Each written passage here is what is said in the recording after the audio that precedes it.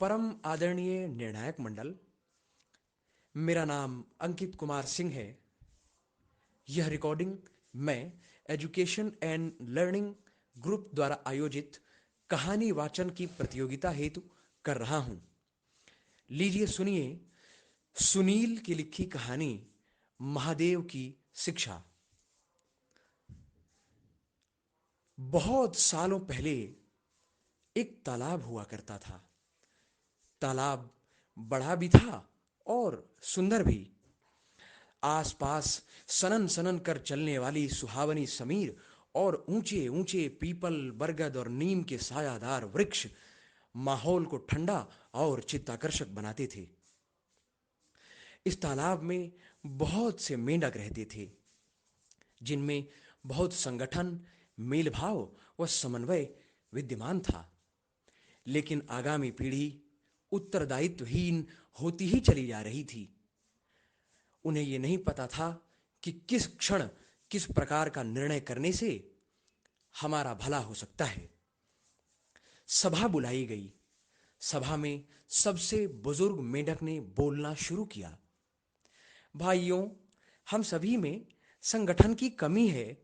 हम सभी अच्छा निर्णय नहीं ले पा रहे हैं और इससे कई मेंढक मर भी गए हैं।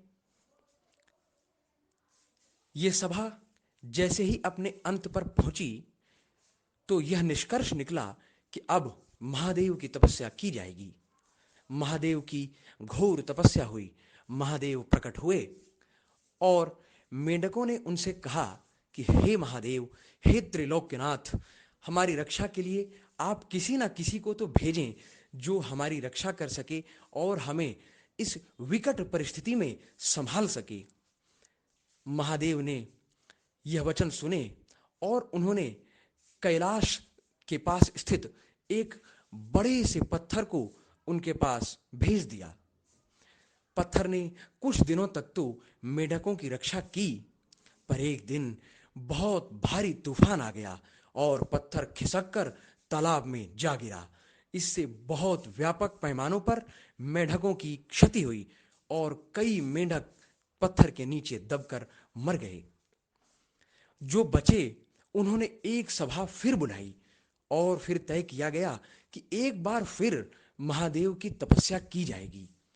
एक बार फिर तपस्या हुई। महादेव फिर प्रकट हुए।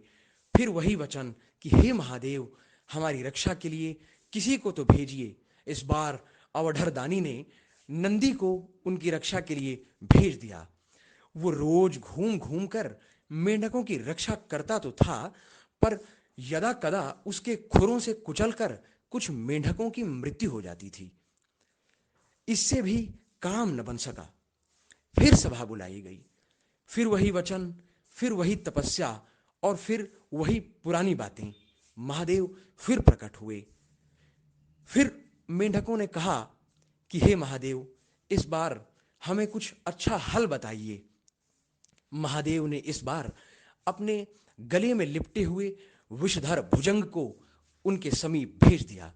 विषधर भुजंग ने भी मेंढकों की रक्षा तो क्या की, वो रोज एक न एक मेंढक को भूख लगने पर चट कर जाता था। अब मेंढकों की संख्या अत्यंत अल्प रह गई थी। एक बार फिर सभा बुलाई गई। शायद ये आखिरी सभा होती। सभा शुरू हुई। सभी ने गहन चिंतन मनन किया और एक बार फिर महादेव की तपस्या हुई। महादेव फिर प्रकट हुए और महादेव ने इस बार स्वयं ही वचन देने शुरू किए। महादेव ने बोलना शुरू किया। मेरे मेंढक भाइयों, मैं आप लोगों से जो कहना चाहता था वो न कहकर मैंने हर बार आपकी रक्षा के लिए कोई ना कोई नया भेज दिया। आप लोगों की रक्षा उससे न हो सकी। हमें यह सीख लेना चाहिए कि यदि हम किसी ऐसे मोड़ पर खड़े हो गए हैं जहां से दो राह निकलता हो, तो हमें अत्यंत विवेकवान होकर मस्तिष्क के संयोज्य से जो निर्णय हो पाता है वो करना चाहिए। हमें सीखना चाहिए कि जो करने की हमारी अंतरात्मा और हमारा आत्मसम्मान, स्वाभिमान इजाजत देता हो, हमें वही करना चाहिए।